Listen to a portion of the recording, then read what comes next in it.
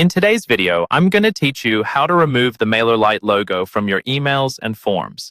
This is a simple tweak, but it can make your emails look much more professional and fully aligned with your brand. First, go ahead and log in to your Mailerlite account using your usual credentials. Once you're in, you'll land on your main dashboard where you normally manage your campaigns, subscribers, and automations.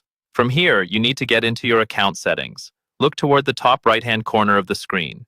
You should see your profile or account name there. Click on that, and in the drop-down menu that appears, select the option labeled Settings or Account Settings. This will take you to the main configuration area for your account. On the Settings page, you may see several sections, such as Company Details, Sender Information, and other account preferences.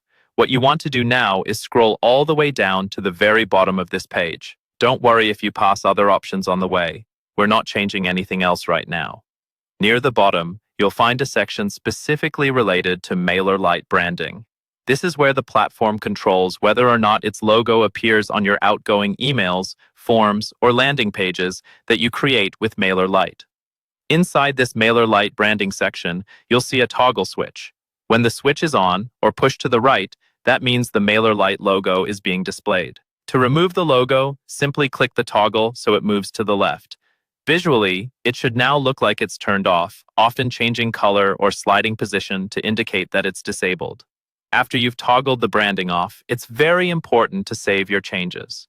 Look for a button that says Save Changes, usually located at the bottom of the page. Click that button to confirm and apply the new setting. If you skip this step, the logo may still appear because the change won't be recorded.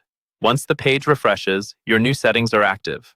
The Mailerlite logo should no longer appear on your future emails and forms created under this account. If you ever change your mind, you can repeat these same steps and toggle the branding back on. And that's all you need to do to remove the Mailerlite logo and keep your branding clean and consistent.